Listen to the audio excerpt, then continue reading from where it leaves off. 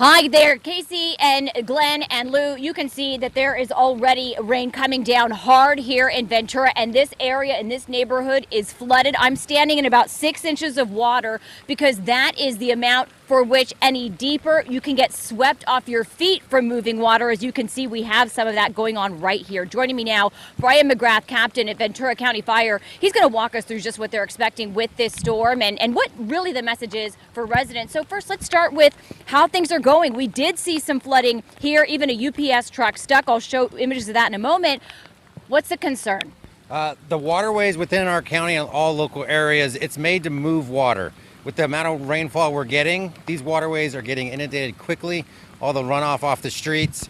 We want to make sure that if you don't have to leave your residence, stay home and avoid the traffic, the area, and all the congestion. And I want to show a little bit of the scene while we continue to talk to you. So officials say that the heaviest cells today in Ventura are expected between noon and 6. What are you doing to prepare? We have numerous crews and members out, Swiftwater teams deployed in the area, staged, ready to take action, as well as our wildland unit is prepped, not for fire season, but for floods, sandbags, heavy loaders, heavy equipment to quickly divert water and help residents as quickly as we can. And we're in the clear when? When is this all supposed to be wrapping up? When Mother Nature tells us. Okay. As we know, we never know what Mother Nature is going to do for us. We're just hoping that all of our mountains and hillsides stay intact and the water just moves past us. And when that happens, then we can start being more comfortable with what we have going on. Okay, well, thank you so much for talking to us. Now, I want to show you, see across the road, you see that UPS truck? That was towed just a short time ago. I want to show you where it was. Let me toss to some video and show you the UPS truck that was stuck in flood water. Now, officials tell me this is the only major incident they've seen from this rain here in Ventura so far. The driver was fine, the water was too deep, and the truck became stuck, but it has now been towed. Again, noon to 6 are when officials are expecting the worst of today's rain here in Ventura, and they haven't seen any swiftwater rescues yet, but they had several last week, so they are in position and they are still cleaning up from last week. And one of the neighborhoods that was an issue then and now is an RV park, the Ventura RV Beach Resort. There's an evacuation in effect there, began at 9 o'clock this morning. There was one during last week's storm too as a precaution, but some of the people we spoke to are staying there, saying it's a real inconvenience, and this area didn't see any real flooding, so they're not sure if they'll leave this time. Listen. So I was kind of new to the area, so I took it seriously, I figured people knew what they're doing and wanted to stay ahead of things. So I went ahead and got my stuff out of here, and it was just a really big inconvenience. And by the time I got everything out, I think I was out for maybe 8-12 hours, and then I was able to come right back. So.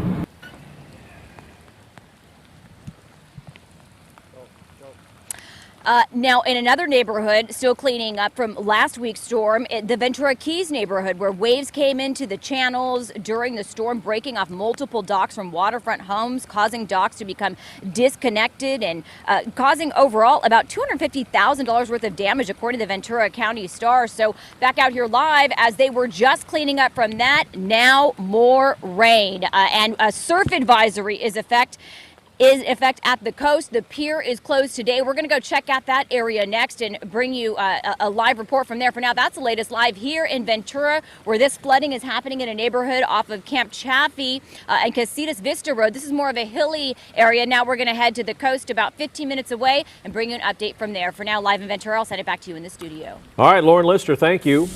A portion of Mulholland Drive is shut down over concerns about the stability of a hillside. Cleanup from the previous storm also continues today. KTLA's Corrine Winter is live in Beverly Crest with more. Hi, Corrine.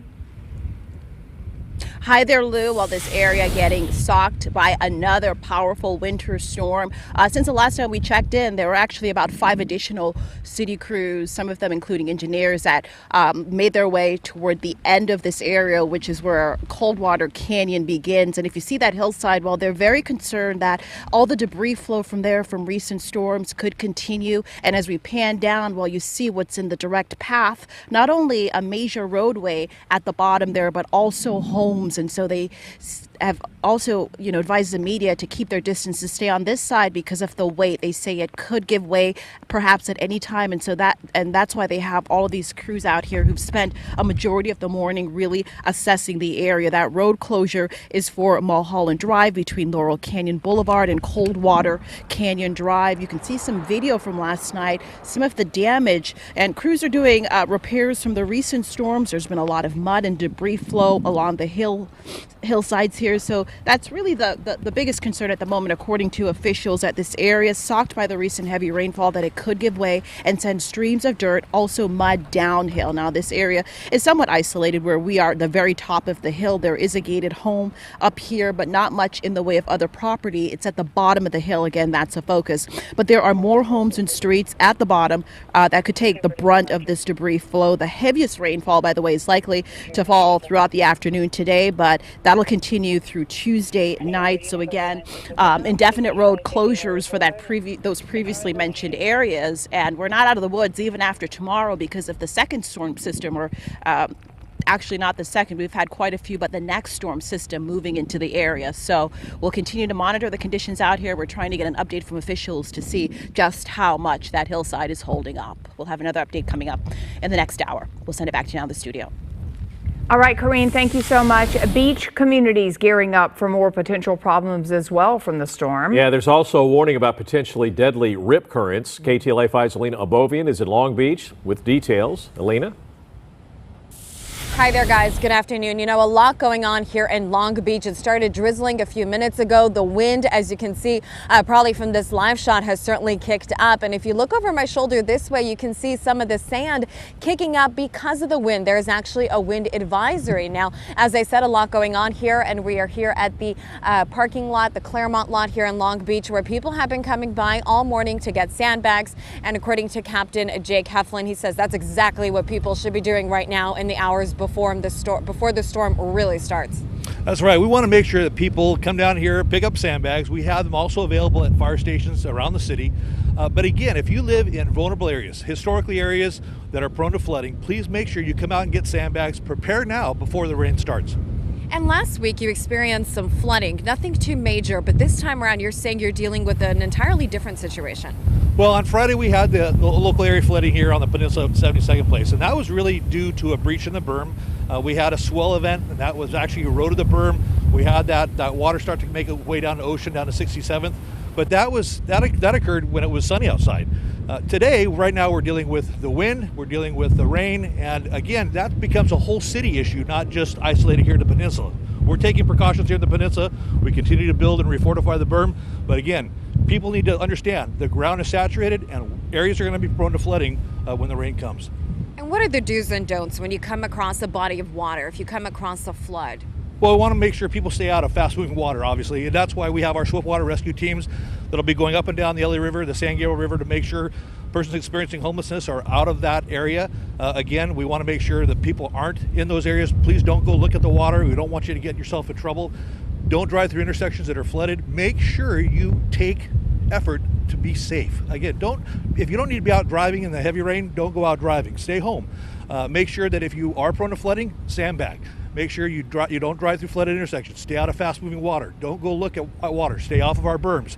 These are all things that people can do to make a difference in our community. And talking about the berms, you have these set up all along the ocean front here. How crucial are these berms when it comes to stopping the flooding from reaching people's neighborhoods? Well, the berms play a real big role here in the peninsula.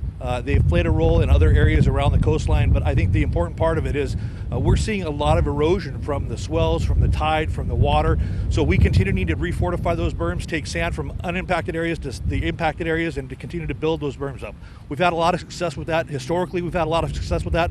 But again, this is part of that ongoing process. We need to continue to refortify those, continue to build them up, to continue to make sure the homes are safe. All right, well, best of luck to you. Thanks so much for joining us. As you heard the man, definitely come out here, get these sandbags. They are readily available at a lot of these lots right along the ocean front here. So again, as far as the storm goes, expected to start around 5 o'clock here in Long Beach. That's the very latest. I'm Alina Abovian. We'll send it back to you.